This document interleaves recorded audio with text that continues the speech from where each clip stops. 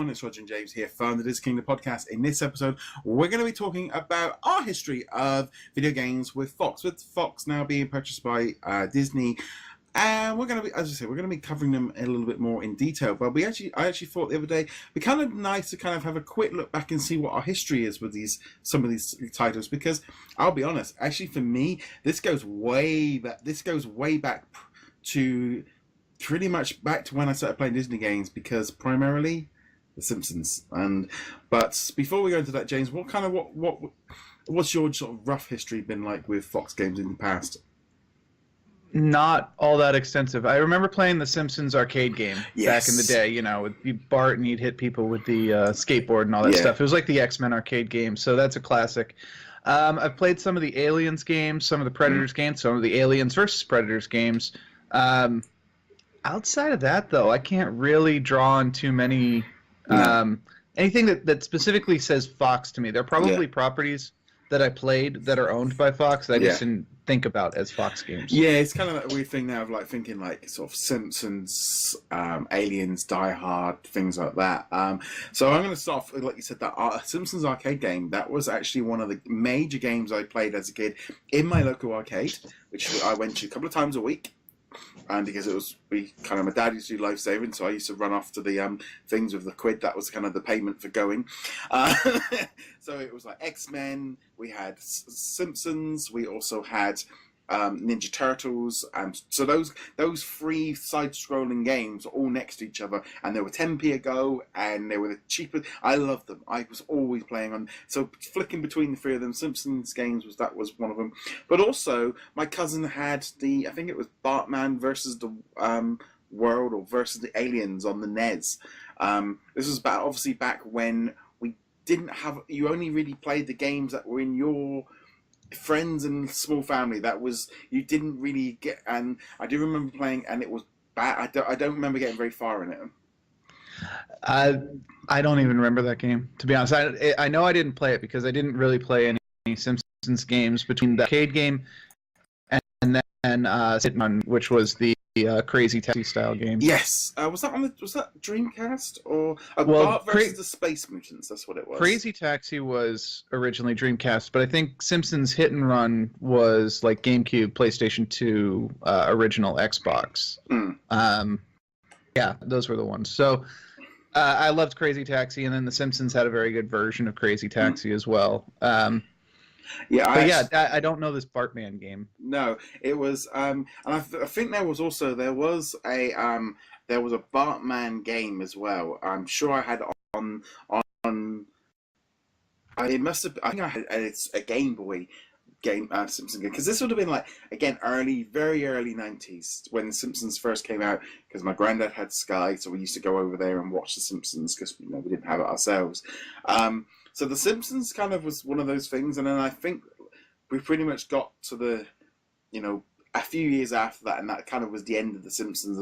I was actually looking at the Simpsons Lego Dimensions set the other day on Amazon, thinking, in fact, if I find a deal on that, I might pick that up and kind of have a bit of a playthrough, because that was one of the packs I never bothered with.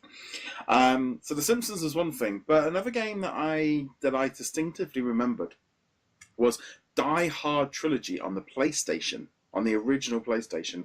My best friend had it, and it was like 3 separate games. You had like the shooting part of it was like Die Hard. Die Hard 2 was like Time Cop. Die Hard 1 was like a view down shooting, and then I always preferred 3, which was Die Hard Revenge, which was driving around in a taxi doing missions and stopping bombs. That was always my favorite. So that's the only Die Hard game that I kind of remember playing a lot. And again, that was PlayStation 1 era. Yeah, I didn't have a PlayStation 1, so not really something I ever played. I'm aware of it, and obviously Die Hard's had a couple of games come out over the years, and it's funny to think of Die Hard as a trilogy now, because it's up to, 6 movies or something like that? Yeah, but I still don't count Die Hard 4.0 and Die Free, Live Hard. They were all terrible. Die Hard 3 was still one of my favourite. But, that was that. There was also an Alien, I think it was Alien 3 was it Super Nintendo? It was a side-scrolling shoot-'em-up. I remember renting that as a teenager as well.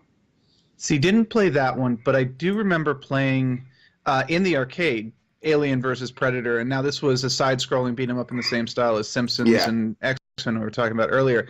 And I remember at the arcade I went to, it was a really big deal. It had the gigantic screen. It had like um, an actual separate console for you to have the joysticks, and it was right there, right in front. It was the big deal when that came out. I didn't actually get to play it that much because it was a whole dollar to play that game. I normally only played like 25, 50 games. yeah. It's I've because if I remember rightly, was that out on the Jaguar?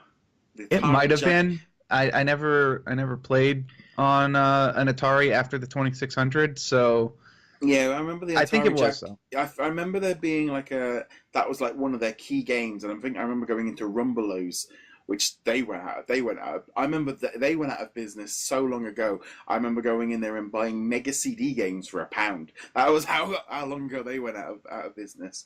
But also as far as Aliens, also I was just there looking at a quick look.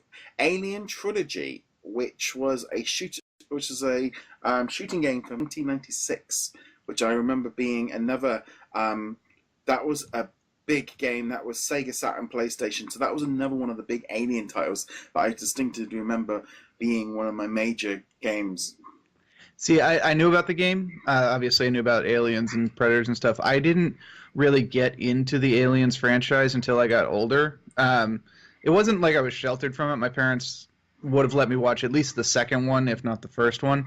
But it really didn't appeal to me. And it wasn't until I grew up where I was like, oh, yeah, Alien and Aliens are really good movies. So I didn't play the games, obviously. Yeah. See, it was my cousin's husband was a massive movie fan, and Aliens and Predator were some of his fate, and Terminator. Those was some. So I was probably watching them way younger than I should have been. But I was into those like big movies and stuff that we used to watch when we were over at my auntie's all the time. So I actually.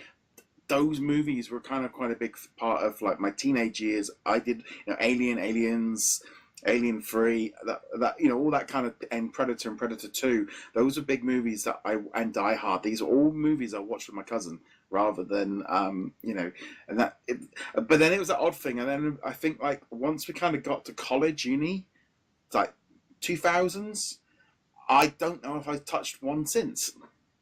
Yeah, see, that's the funny thing is I've actually gone the other way. Like I was keeping my eye on Alien Colonial Marines, which turned into a dumpster fire, so I skipped it.